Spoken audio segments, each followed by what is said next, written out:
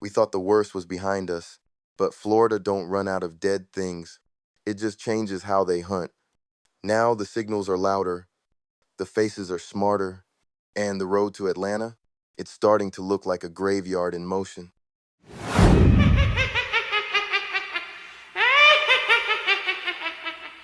Talk about the fire. Just kept driving. The town in the distance was still burning when we pulled away from the overpass. Smoke curled into the darkening sky like a warning. The closer we got to Atlanta, the louder the silence felt. No birds, no engines, no wind. Like the whole world was holding its breath for something worse. We stopped for gas in Old Station that looked like it hadn't served anyone since Bush was in office. Roof half collapsed. Burned out truck still sitting at the pump. Nothing salvageable. The tank was getting low. We were running out of time and fuel. I say we go on foot, Valentina said. Not yet, I told her. Let's see what's down the trail. That's how we found the campfire. Down a dirt path that cut through the trees, past a pile of old tires and a collapsed fence. We followed the smoke, and what we found looked like a forgotten page out of someone else's life. Two stone benches, a metal grill made from an old shopping cart, fire pit still hot, but no people, just signs of them, scuffed ground, empty water bottles, a strip of blanket caught on a log, footprints headed into the woods but not out. We backed away slowly. That's when I saw him, between two trees, watching us. He was half decayed, face sunken, one eye missing, mouth twitching, a zombie, but not the kind we were used to. He didn't lunge, didn't stumble, just stood there with his head cocked like he was thinking. Then he turned and slipped into the trees. Did you see that? I asked. Valentina nodded. Yeah, that wasn't right. We didn't follow. We ran. An hour later, we hit the edge of another dead zone. A neighborhood turned to rubble, homes caved in, roofs torn off, mailboxes tipped like tombstones. Fire had taken this place too, or something worse. But what caught me wasn't the destruction. It was the message, spray painted across a brick wall in red. Atlanta is closed. We stopped the car, just sat there, looking at it. The thing we'd been chasing for over a week: hope, safety, a place to land reduced to three words and a wall full of ash. I knew it, Valentina said.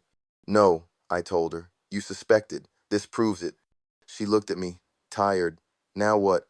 I stared at the wall, and I thought about the first text, the one that said Atlanta was still holding, the one that told me to run.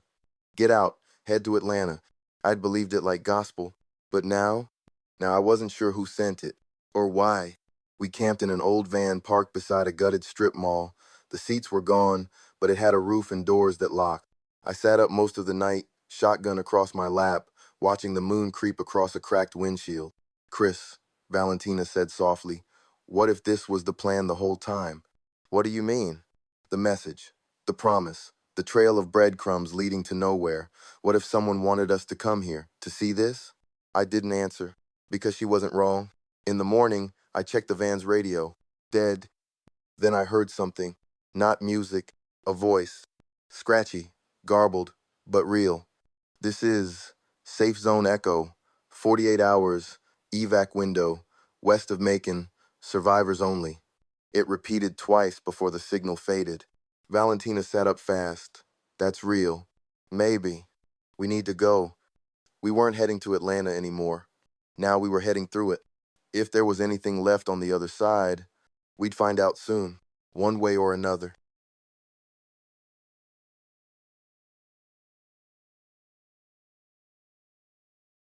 The broadcast didn't come back. We waited for hours in that van, hoping the signal would repeat. Static hissed through the speaker like a snake with no mouth. Nothing else. No coordinates, no names, just Safe Zone Echo. Valentina stared at the dashboard like it owed her something. West of Macon, she repeated. That's what it said. 48 hours. We still have time. We don't even know if it's real, I said. She looked at me, eyes sharp. And if it is? That was the problem. If it was real and we missed it, then everything we'd done, everything we'd lost was just fuel for nothing. We left before sunrise. Didn't bother checking the gas station again. The car was running on fumes, but we figured we'd ride it until it stopped, then switch to our feet. We weren't too far from the outer rim of Atlanta. Problem was, the closer we got, the more everything felt wrong. Streets narrowed, smoke thickened, and literal signs warned us away. Quarantine zone. Keep out. No entry. By order of Georgia Guard. Dead ahead. They were spray painted on buildings, boards, trucks, even trees. We kept driving. Eventually, the car gave out on a stretch of overpass, half collapsed into the river below. We rolled to a stop and got out. Wind howled through the gap in the road like the world itself was groaning. Beyond the break, Atlanta's skyline was visible, but it didn't rise like hope. It sat like a shadow. The buildings were scorched, windows black, cranes frozen mid-collapse. And on the far edge of the horizon, a fence, big, barbed, and glowing faintly under floodlights. There, Valentina whispered. I nodded. That's where the signal came from. We crossed the bridge on foot, slow and low. Didn't speak, didn't breathe too hard, didn't fire a shot unless it was life or death. The city was full of bodies, some waiting to prove they weren't. Downtown Atlanta was a graveyard. Skyscrapers leaning like drunks, cars jammed in every direction, smoke poured from sewer grates. We crept through alleys and cracked buildings, weaving between trash fires and graffiti that read like confessionals. They closed the gates. We were locked out, sacrificed. That word came up a lot. Sacrificed. By midday, we reached a checkpoint gate. It was military, legit, or it had been. The sign read, Safe Zone Echo, West Exit 7. There were bodies near the guard shack, 4 soldiers, judging by the uniforms, lying in positions that didn't look like they went out fighting. Their rifles were still strapped on. No blood, no wounds, just still. Valentina checked one. No pulse. No bite marks either. They were poisoned, she whispered, or starved. I looked past the gate. Tall fence, guard towers, spotlights. It was real, but nobody was guarding it anymore. We didn't rush the gate. We waited, watched. After a while, a camera up on a pole rotated toward us. Flick, flick, flick. Then it stopped. We waited another hour. No alarms, no guards, just the quiet hum of power still running to something. I say we go around, Valentina said. Look for another entry point. I shook my head. We go through. Why? Because that signal came from inside, and I want to know who's still talking. We breached the gate with a crowbar. It screamed open like a metal coffin. Inside, rows of shipping containers, makeshift housing, medical tents, generators humming. No people, but everything was clean. Too clean. Like they left just yesterday. Or hadn't left at all. That's when we heard it. A door opening, a footstep echoing off steel. Then a voice. A real one. Not over radio. Not from memory. Just ahead, behind one of the tents. Don't move. Don't move. The voice was sharp, commanding, but tired, like it had been used too many times in too few days. I froze where I stood, one hand still on the shotgun sling across my chest. Valentina tensed beside me, eyes darting toward the voice's source. From behind the medical tent, a figure stepped into view. Older man, gray beard, thin but not frail, tactical vest, rifle slung but not raised. I thought this place was empty, I said. It was supposed to be, he answered. You triggered the last trip line on the west perimeter. He didn't lower his hand, but his stance softened. Just a little. You alone? He asked. I shook my head. 2 of us. He studied us both, looked at our clothes, our dirt, the wear on our faces. You came from the south. Valentina nodded. Miami, through Tampa, then straight here. That got his attention. You made it through Tampa? Barely, I said. He introduced himself as Sergeant Hall, formerly 201st Infantry, now caretaker of what's left. According to him, Safe Zone Echo had been Riolance, a military-controlled evac zone for scientists, medical teams, and high-clearance personnel. Then, 2 weeks ago, it went dark.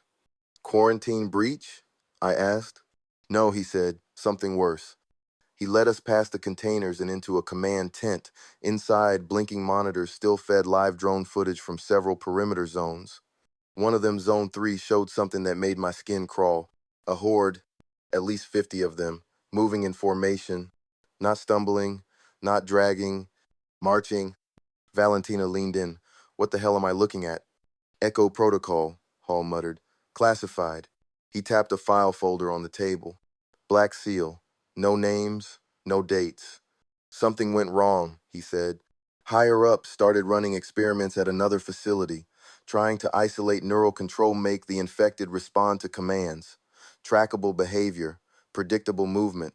My stomach dropped. They trained them? I asked. They tried. And now they're coming back. Hall nodded. With a purpose. He turned the monitor off and leaned on the table. Most evac teams already pulled out. Some didn't make it. I stayed behind to shut it down, burn every file, wipe the servers. Why didn't you? Valentina asked. Because someone kept broadcasting that damn signal. He looked right at me. Wasn't me.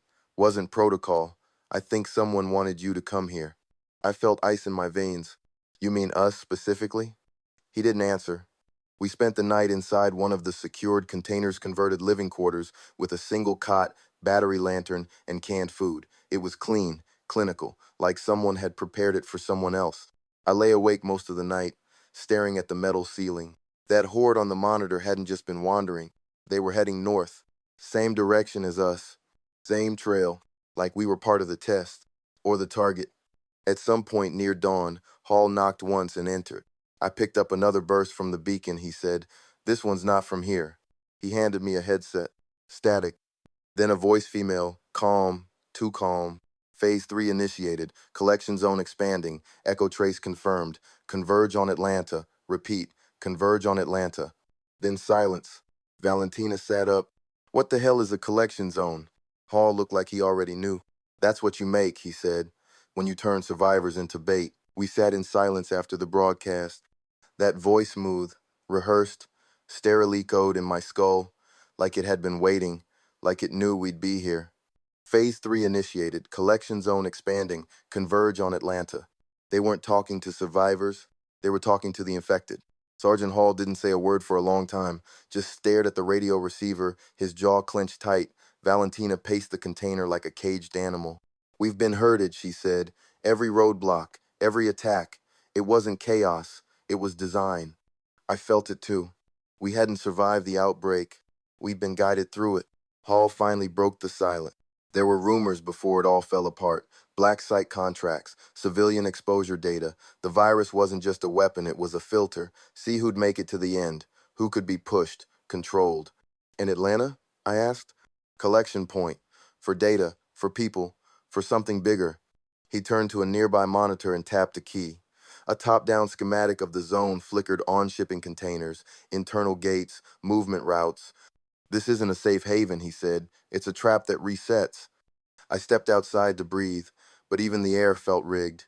The floodlights still buzzed above us, casting long shadows across the compound. It looked empty, but it wasn't dead. It was waiting. That's when I saw it, far beyond the fence. In the tree line, a flash of movement, then another, and another. 3 figures, bent, wrong, watching, and behind them, a fourth, taller. Still, I called for Hall. He jogged up, lifted a pair of field binoculars, then cursed under his breath. More organized than before, he said. They've been tracking the signal. He handed me the binoculars. I locked onto the tall one. Its skin was pale, but not rotted. Its eyes were wide alert. And it wasn't just standing. It was directing, raising a hand, dropping it. The others moved when it did, like soldiers. We have to go, Valentina said. Now. We have the direction, Macon's west. We cut through the city and keep moving. There's no clean way through Atlanta, Hall replied. There's no clean way out of this either. He didn't argue long. We packed quickly. Food, ammo, 2 radio zones for each team. Hall chose to stay, said he had one more task to finish. Burn it down. No more signals. No more bait. Valentina saluted him. I offered a hand. He pulled me in instead. You weren't supposed to make it here, he whispered. That means something, remember that. We left before dawn, slipped out a side access tunnel that led beneath the perimeter. When we surfaced, we were behind the compound outside the net. The infected in the woods hadn't moved yet. They were waiting for a signal that wouldn't come. We didn't look back, didn't need to, because as we crossed the broken streets westward, I heard it. A low rumble, then a burst of fire from behind. Hall had started the burn.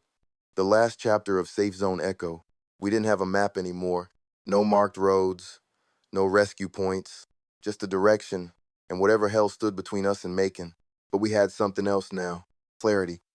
We weren't following a plan anymore. We were breaking out of it. We walked for 5 hours straight, didn't talk, Didn't stop, just moved. Every street looked like it had been shelled, burned, and abandoned in reverse order. Buildings leaned into the street like eavesdroppers. Power lines sagged low enough to whisper.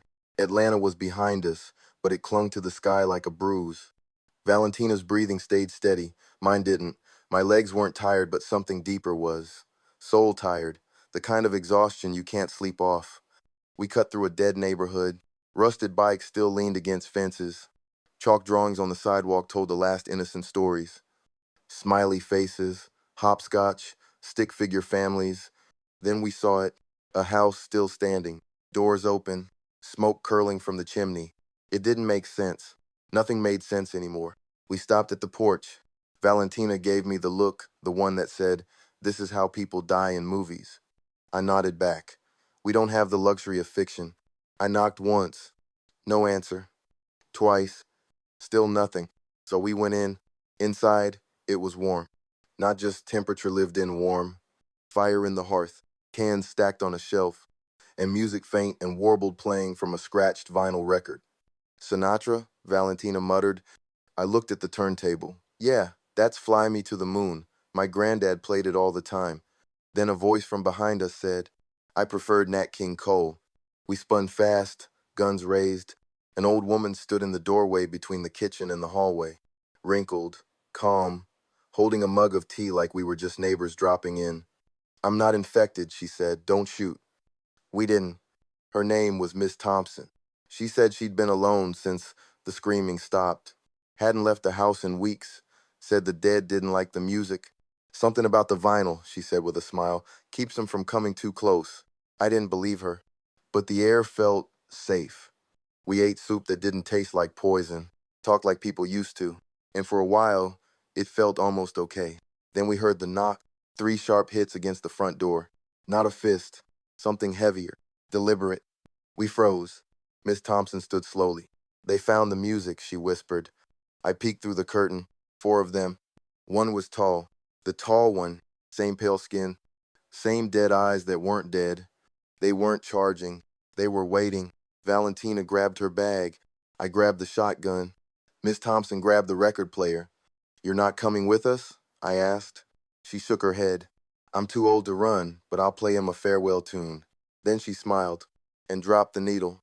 We slipped out the back, through the alley, onto the road. As we ran, we heard it. Let me sing forevermore. And behind it, gunfire. 1 shot, then 2, then silence. We didn't cry, didn't speak, just moved faster, not because we were scared, but because something was following us now. Not just zombies, something smarter. And it wasn't done watching. We didn't speak for miles. The road curved west through burned farmland and blacktop lined with busted mailboxes. We passed churches with shattered stained glass, schools with doors ripped off, playgrounds swallowed by weeds. All that silence behind us, and the only sound that stuck in my head was her record player spinning. Fly Me to the Moon.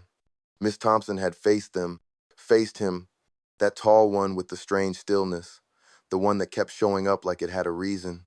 Why does it keep following us? Valentina finally asked. I didn't answer, because I was starting to think it wasn't following us. It was tracking something inside us. We took shelter that night in a half-collapsed bait shop near a swamp. The walls were stripped down to studs. Mosquitoes bit like we owed them blood.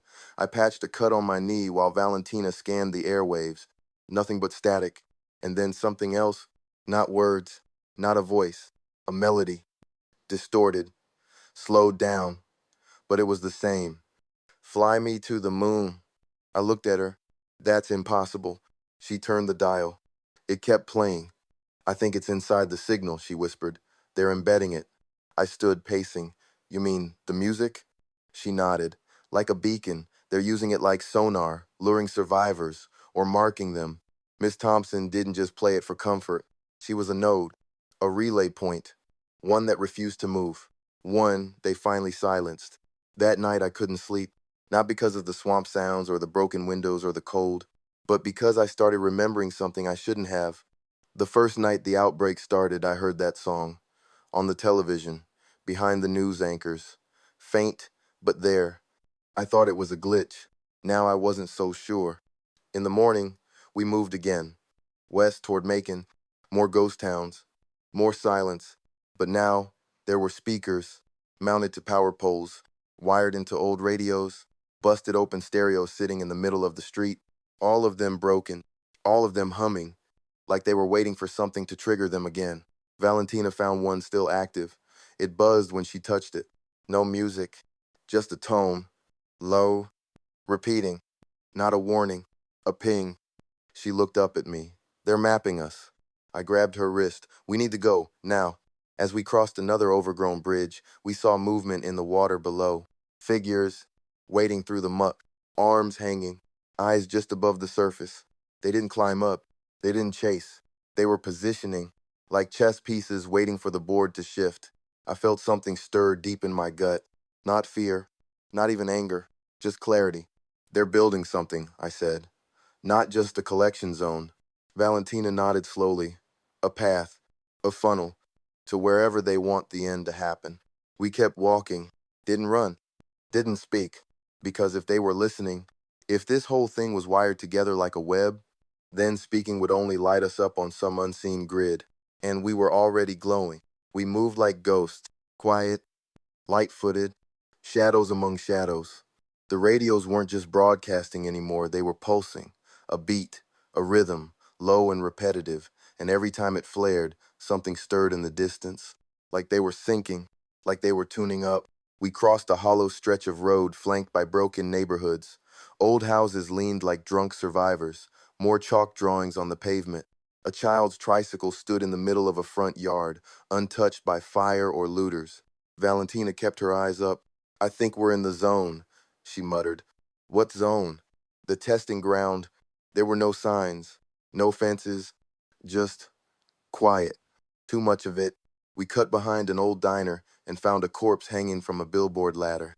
Male, no bite marks, but something in his head metal and wires, like a receiver implanted at the base of the skull. Valentina stared at it.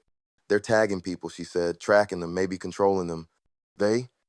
She looked at me, and for the first time, she didn't have an answer. Near sunset, we reached an intersection where the road split-toned way toward Macon, the other toward a collapsed overpass marked in orange tape. A sign lay in the road. Spray-painted letters. Macon equals False Haven. Do not follow the light. Run dark. I wanted to keep going. Push through. But my gut said stop. We camped that night in a flooded rest half of it underwater, the other half lit only by our lantern. I kept hearing sounds outside, not groans, not footsteps, buzzing, like static made physical. Then I saw it, through the cracked window, out in the field, something glowing, not fire, not a flare, a person, lit from beneath the skin, a faint bluish-green pulse moving under their chest like a heartbeat. They stood still. Then another one appeared, and another. 3 total, all glowing, all watching. I tapped Valentina's shoulder. Don't look, just listen. She glanced too fast. Chris, I know. We didn't move, didn't speak, didn't break the line of dark. The glowing figures didn't approach. They just waited. Eventually, the lights inside them dimmed. One by one, they turned and walked away. What the hell was that? She whispered. I shook my head. No idea. But I did know, deep down, they weren't zombies. Not fully. They were test subjects. Failures, maybe. Or worse, successes. When morning came, we didn't speak about them. We just packed and headed toward the road marked false. Because if the signs were real, if Macon was a setup, we had to be the ones to go there and prove it. We weren't walking toward safety. We were walking into the trap on purpose. And if we were glowing, then we'd light the way ourselves. The road to Macon was quiet. Too quiet, even for the apocalypse. No animals, no infected, not even the hum of static. Just the crunch of our boots on gravel and the occasional rustle of wind through pine needles. Valentina walked ahead of me, her shotgun strapped across her back, her shoulders tight with questions she hadn't asked yet. I had the answers, but they were the kind that made you hate yourself for surviving. We passed more signs, more warnings, all in the same crude handwriting. Wrong way. False safe zone. We glowed, too.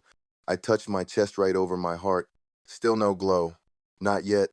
But I didn't trust it wouldn't come. 2 miles out, we saw it. Macon. Or what was left of it.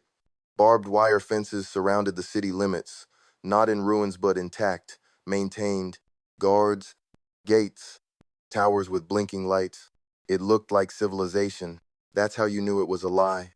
A voice crackled over a mounted speaker as we got closer. Approach slowly. Drop your weapons. Do not speak unless spoken to. We didn't stop walking, didn't drop anything. Two men stepped forward from the checkpoint. Military gear, clean boots. One had a tablet, he raised it like a scanner. When it passed over Valentina, it blinked green. When it passed over me, red. I, they didn't shoot. That's what terrified me most. They just looked at each other and nodded. Then the gate opened. We've been expecting you, the one with the tablet said. Valentina looked at me like I owed her more than I could give. I whispered, play along. Inside was worse than anything I'd imagined. Everything looked perfect. Too perfect. People walking, kids laughing, civilians serving food at a mess hall. But their eyes were vacant. Their routines, mechanical, like they were rehearsing being alive. We were taken to a holding room with white walls, a sink, and two chairs. A woman in a lab coat came in with a clipboard. She didn't introduce herself, just looked at me and said, you're a high-frequency emitter. Category Delta, signal class 4. I stared back. What does that mean?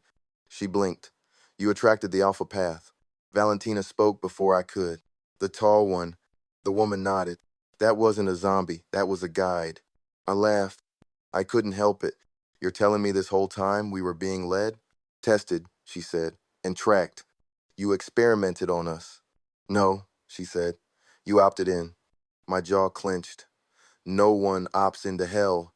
Her expression didn't change. But some people are born with the right signals. Carriers, signal beacons, you just lit up when the world ended. They offered Valentina clearance. Said she could stay, live, thrive. She asked one question. If I leave with him, do I glow too? The woman hesitated, then nodded. We didn't even finish the conversation. We took out the guards before the door shut.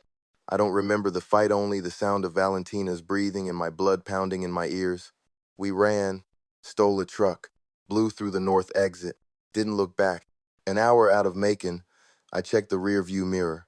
Still no glow in my chest, still human. For now, but I could feel it like a song stuck in my blood. Not fly me to the moon anymore. Something new, something louder. Whatever it was drawing us somewhere. And I knew where, Atlanta. So I kept the wheels steady, let the night take us, and whispered the only truth I had left. We weren't survivors. Valentina glanced at me. What were we? I answered with a dry mouth. The first wave. If you made it this far, you already know. Survival ain't luck. It's a curse. But this ain't the end. Florida was just the first wave. The signal's still out there, and Atlanta's still calling. This has been Zombie Chronicles, Florida. From Whispers Between Worlds. We upload daily, so stay sharp, stay moving, and whatever you do, don't glow,